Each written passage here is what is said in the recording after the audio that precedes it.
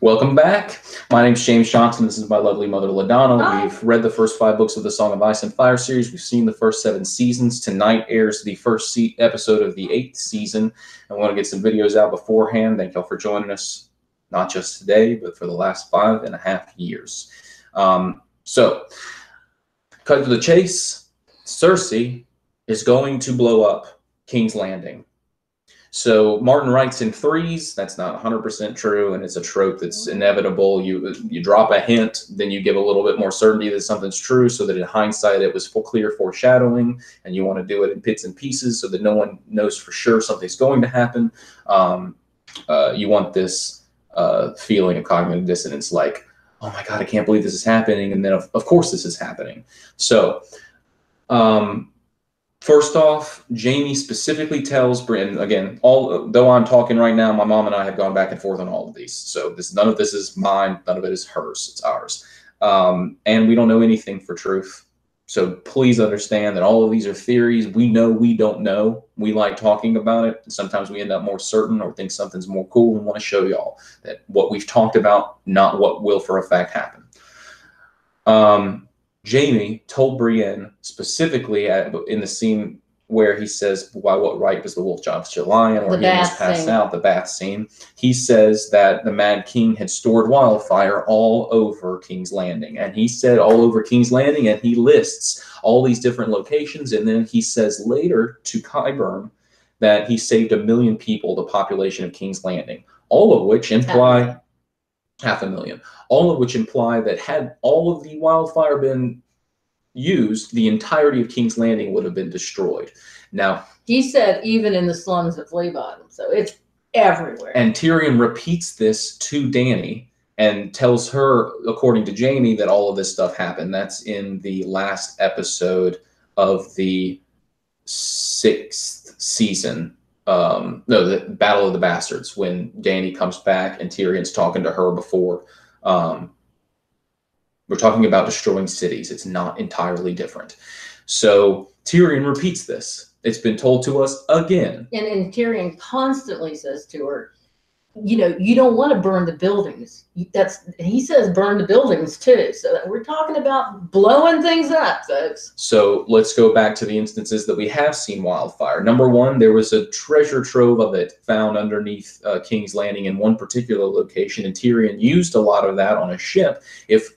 Even if he used it all, that ain't the only cache. That was what they were just making then. And they made more. Or did he make more? He made more, right? Yeah, he made more. So there's that explosion.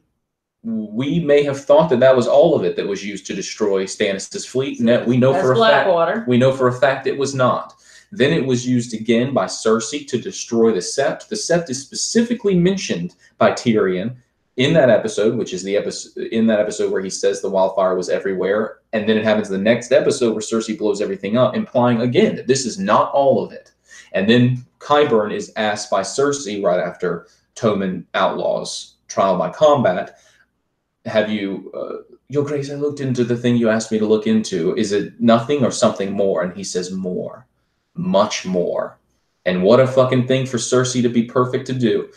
Lay wait. He would burn the world to the ground if it meant he could be king of the ashes. Varys says that about Littlefinger. Cersei is going to blow up all of King's Landing. Is there anything else I needed to add to that? Well, I was going to say, when they named specific areas, he said under the keep, too. Well, in the House of the Undying vision, what do we see? We see Dany walk into the keep, the throne room, and the ceiling is blown up. I mean, it doesn't even just look burned. It looks kind of blown up. And it's snow probably, but it's ash coming down. It can be either one.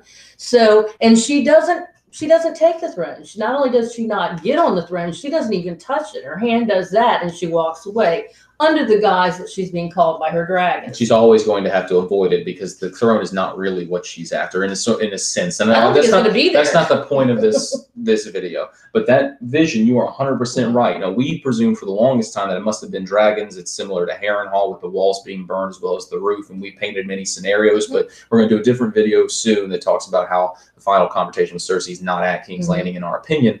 But and our opinion is Cersei's going to leave. We'll do that in the new video. But when she leaves, she blows up King's Landing. And what a fucking horror show. What a perfect representation of what she is. A narcissist that only wants to punish those. If I can't have it, you won't either. When she punishes, we don't need to go into this, but repeatedly I do want to say this, though, because we're going to do it in another video. For those of you who might say, why would she blow up her home? In the next video, we're going to tell you where she goes. And it's not her home of a sort. Does she really have a home? Was it Casterly Rock? Was it King's Landing? All her children are dead. Her home is in her belly and in Jaime. Yeah, maybe. Okay. So anything else we need to add to this? Not on that one. Love y'all. Bye. Bye.